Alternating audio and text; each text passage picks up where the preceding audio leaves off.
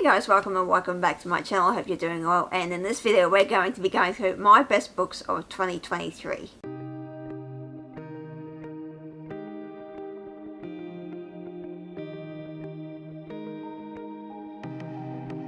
So this year's kind of been a very mixed bag in terms of reading for me. I'm quite surprised I have as many books on this list as I do. Especially since my worst books was only like 5 books tops. That's very rare. Normally I have more than that.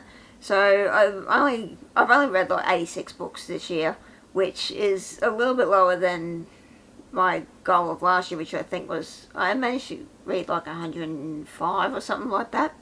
So yeah, I'm quite surprised I managed to get this list of books to what it is. So I have 11 books on this list. So without further ado, I just want to get into this because I really want to talk about these books.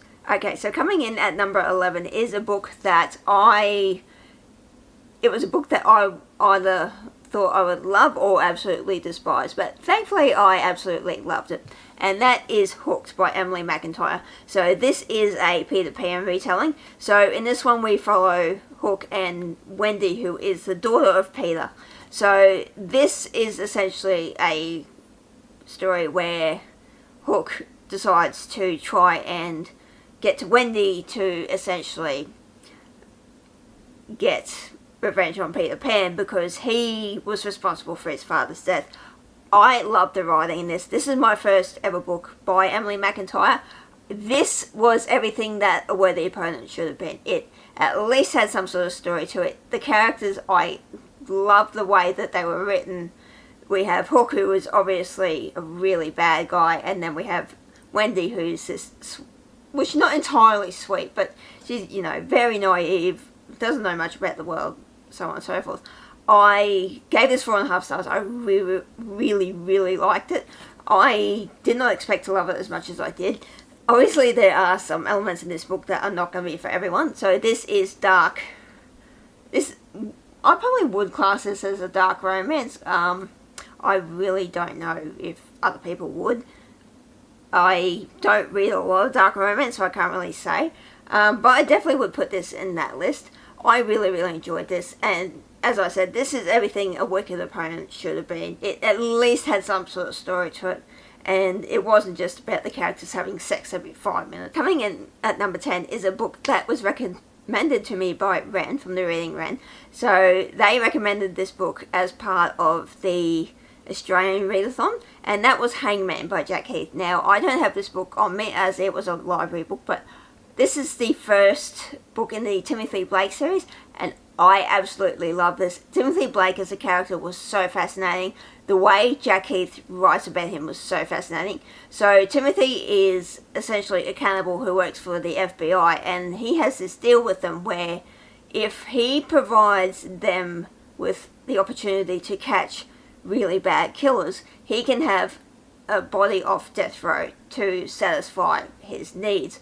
And I love the way that Jack Heath wrote Timothy. He is not only an extremely flawed character, but the way Jack Heath described Timothy's desire to want to be good, but he knows he sort of can't be because obviously he eats people.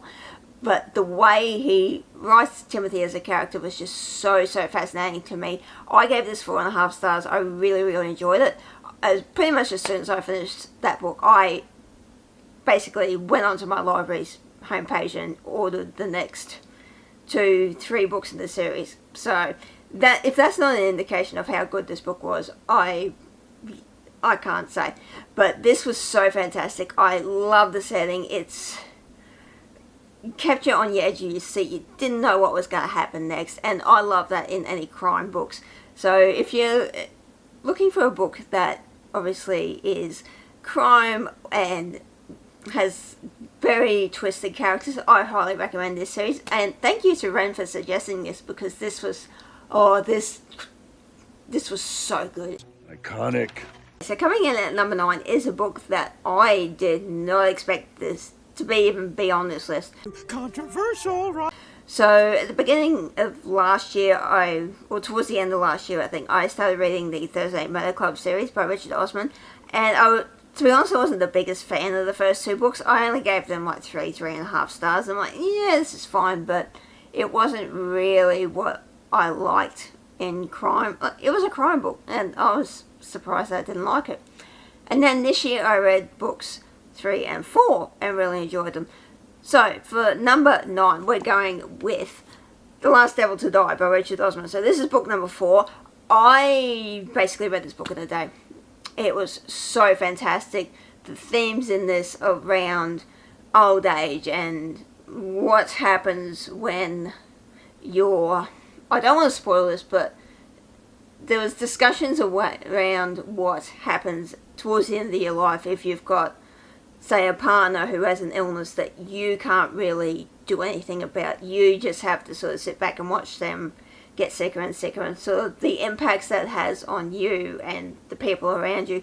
I don't normally cry too often, but this, holy shit, I understand why people got so tearful, especially towards the end of this book. It was just glorious. I did not expect to have this book on my list, but yeah, I rated this 5 stars, read it in the day. Definitely give this series a chance. I more than anyone am surprised that I actually liked. I prefer the 3rd and 4th book more than the first two. I definitely want to go back and reread the first two to see if my perspective changes, but yeah, I was quite surprised with this. So, Last Devil to Die, great book, read it in the day, definitely pick it up. Alrighty, so coming in at number 8 is a book that I am pretty sure is going to be on a lot of people's best books list this year. I definitely gave into the hype, and that of course is Divine Rivals by Rebecca Ross. So this follows Iris and Roman Kit. So these two are essentially rival newspaper journalists in this war, and they basically fall in love through communications via letters that come through their wardrobe doors. So this is also set in... The war in this is basically... It's a war that you learn a little bit more about as the story progresses. So not only do you follow Iris's journey from the newspaper to the front, but you also get Roman's point of view as well, and I thought that was really well done. So Iris is someone who obviously likes to want to prove herself, and Roman is seen as this more posh kid who gets everything handed to him, but he's at heart he's just a guy that just wants to do a job on his own merits and not due to his family. So I really enjoyed this. I gave this 5 stars. The way this book ended, though, I think a lot of people were basically really devastated by the ending. I know I was. I'm like, oh no, please don't. I need to know what happens in the next book. But hopefully I don't have to wait too much longer, because I think the next book comes out in about a week's time. So I'm very excited for that. But yes, this is such a wholesome book, and the cover is just absolutely beautiful. Alrighty, so coming in at number 7 is a book in another series. I started reading this series on Katie Colson's recommendation, and I can absolutely see why she loves these books so much. So coming in at number 7 is A Murderous Relation by Deanna Raybourn. So this is book number... where are we? I think this is book 5? Yes, so this is book 5 in the Veronica Speedwell series. So this series follows Veronica, who, after the death of her aunt, is essentially thrown into this journey where she has to find out why these people want to... They try to abduct her, basically, in the first book, and she gets picked up by this baron who takes her to Stoker, who is a taxidermist, and basically he says to her, you know, stay with him, you're in danger. And then the Baron gets murdered in the first book, and then basically Veronica and Stoker have to figure out why that happens. So this is a continuing series, obviously. I really liked this book. This is probably my favourite book in the series so far. I gave this 5 stars.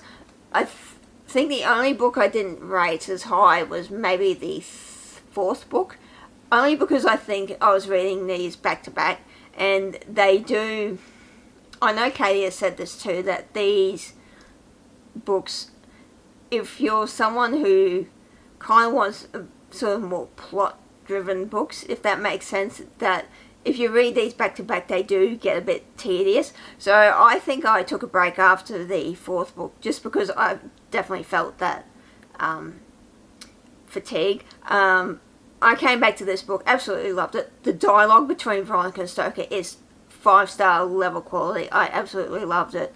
I pretty much wanted to go and pick up the 6th book immediately after this. I still haven't done that, but I definitely want to get a move on, because the 9th book comes out in March. So I am so glad I picked up this series. But if you're into cozy mysteries and that, definitely give this series a go. I absolutely adore it, and these covers are just absolutely stunning as well. Okay, so coming in at number 6 is a book that I don't know if it'll be on best books lists this year, but it's definitely going to be on my favourites, and that is, of course, The Scarlet Veil by Shelby Mahern. So this is a spin-off to the Serpent and Dove trilogy. So in this one we follow Celie, who you do get introduced to in the original trilogy. She's sort of more of a side character in the first book, and then you don't really see her again much until at least the very end of book 2, and then you do see her a bit more in the third. You don't necessarily have to read the trilogy to pick this up. I found that the way Shelby wrote this, you definitely get a sense of who the characters are, where they come from, and all that they went through. So you don't necessarily have to pick up the original trilogy, but if you do, I highly recommend it. I devoured this book in about a day and a half. It's so beautifully written. Celie as a character is really great. She starts off as someone who's really unsure of what she's doing. She's seen as weak by everyone, but she's sort of determined to prove that, well, no, I can do this. So she's basically training to be a chesser with her fiance, who was in the original trilogy as well. And basically there's this prophecy going around that involves her and this sort of darkness. And there's vampires in this as well, and oh, I just absolutely love it. And this Fairy Loot edition is just stunning, and oh, the way this book ended too, I'm like, I need the sequel right away. It's oh, the wait is going to kill me for the sequel. This is a duology from what I remember seeing. I don't know how the hell she's going to wrap up book 2, but I'm very looking forward to it. Hopefully it comes out next year, but this was so good. I highly recommend it. Okay, so coming in at number 5 is a book I don't have on me because I only listened to the audiobook for this, but I really want to get a physical copy of it, and it is Made 5 by C.J. Lead. So this is a debut novel. This is another Katie Colson recommendation. I absolutely loved this book. I went into it sort of having an idea of what to expect, but at the same time I was pleasantly surprised at what I got. So we follow Maeve, who is basically, she plays Elsa at Disney World, but it's not specifically stated. I think that's more to do with copyright issues and that. And her best friend plays Anna. So she basically is living in Hollywood with her best friend, and her best friend wants to be an actress, and Maeve has this thing about her best friend potentially leaving her, and her grandmother is also quite sick as well. So she gets it into her head that, you know, okay, I've got this amount of time before my grandmother dies and my best friend leaves me. And at night she is a serial killer. So this was really interesting. The way this book ended, I'm like, holy shit, what the hell. I do also have a video where I went into spoilers and non-spoilers on this book, so I will link that down below if you guys want to check that out. But I highly recommend picking this up. I can't believe this was a debut book either. And apparently there's going to be another one too. I'm like, I don't know how CJ Lee's going to do that, but I'm looking forward to it. I'm quite keen to see what she does with the next book. Alright, so coming in at number 4 is another book that Katie recommended. So this is a short novella. It's only about 90 pages, but I absolutely was sobbing my eyes out. And that is And Every Morning the Way Home Gets Longer and Longer by Frederick Backman. I did a whole reading vlog for this. I'll link that down below as well. Oh my god, this book, for anyone who has gone through seeing loved ones battle with dementia, it's a whole ass ride. I didn't expect to cry, because normally I don't cry when I read physical books. I'm more of a visual person, so I'll cry if I see someone else upset. But if I read about it, I necessarily don't cry. I think I cried when I did the first update of this book. I didn't cry while reading the first part of this book, but when I went to do the update, I ended up in tears. So this basically follows a granddad talking to his son. Or no, I think it's his grandson actually, but the son does make an appearance, and you see his gradual decline as his illness takes over his mind, and it is so sad. I'm just tearing up now thinking about it. But this was so beautiful. For a short book, the way it is, it packs a punch to the heart. Like I said, if you have someone who has been through dementia, or even if you just want to read about it, I highly recommend this book. It is so sweet. It's so short. Definitely give it, you won't regret it. Oh, well, you may, but it's definitely worth picking up. It's so wholesome. Okay, so we are into number 3. So I had a little bit of trouble deciding the top 3 books of this year, only because the books that I've mentioned so far have been great, but these next 3 just, they were top-notch 5-star material. I just yep, they're going up to the top of the list. Love it. So at number 3 we have A Man and His Cat by Umi Sakurai. So this was kindly gifted to me by Ren from the Reading Run, so thank you so much, Ren, for this. I knew that they had sent it to me as soon as I opened it. I went, yep, this is from Ren, and they also had left a note.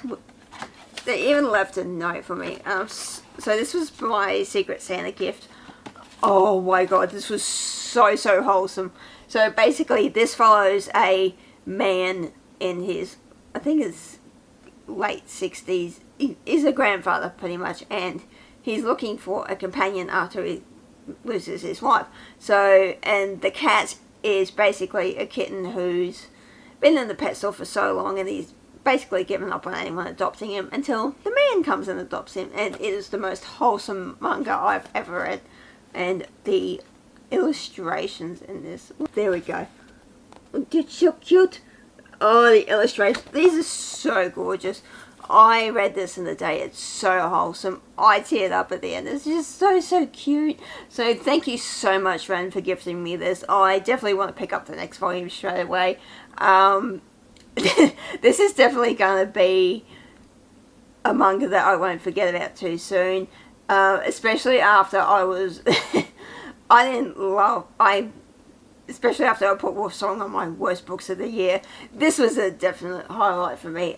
So thank you so much, Ren, for gifting me this. This was just so cute and so wholesome. Okay, so coming in at number 2 is a book that I'm sure a lot of you who follow me for a while you are not surprised this is going to be in this list. But it definitely had to be in my top 3. And that is, of course, the 10th anniversary of the Bone Season by Samantha Shannon. So this was released probably back in August, I think it was. What can I say? This is 5-star material. I am so happy that Samantha Shannon gets the chance to revise these books.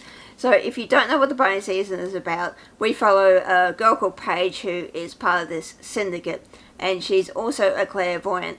And in this, so this is a version of dystopian London, and clairvoyancy is basically punishable by death. So one day she's arrested for murder and then is sent to the city of Oxford. And basically, I won't spoil anything, but the world opens up so much more from there.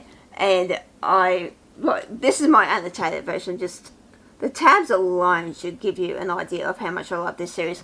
I also do have a full annotation video of my process in annotating this, so I will link that down below as well. I can't rave about this series enough. And Samantha Shannon is releasing the other 3 revised books in May of next year, and I am so freaking excited for it.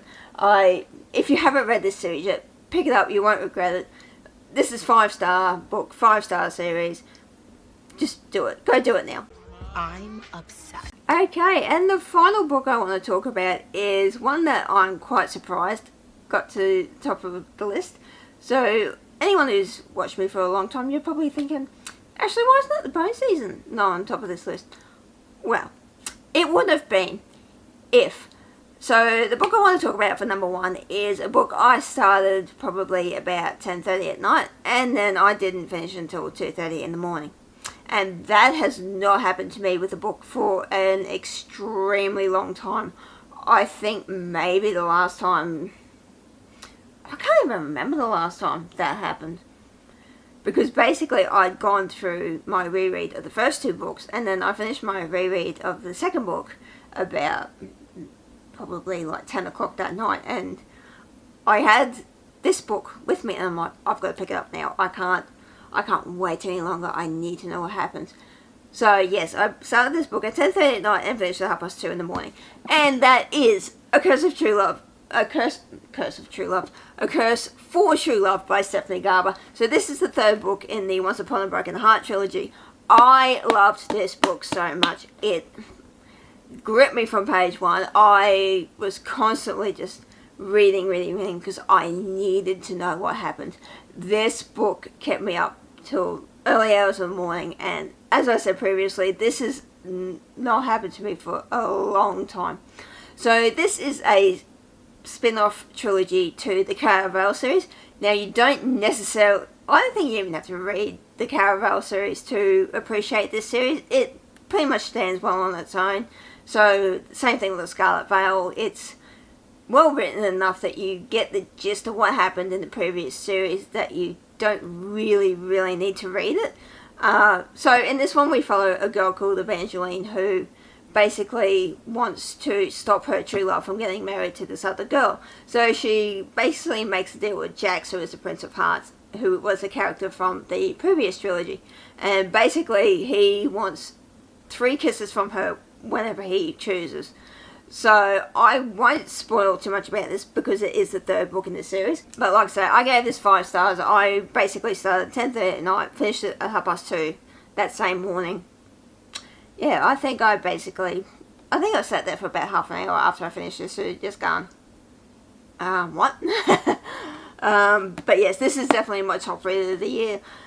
Bone Season's a close second, but yeah, like I say, this kept me up all night. I could not stop reading it. I had to know what happened. But yeah, definitely pick it up. It's so good. Okay, so that was my best books of 2023. Let me know down below what books you liked this year, whether any of these books on this list are part of your favourites. So yeah, so I will leave this video here. Thank you so much for watching this video. If you liked it, as always, please do give it a big thumbs up. If you haven't subscribed to me, I would love it if you did. And I shall see you in the next video, hopefully coming very soon. Bye.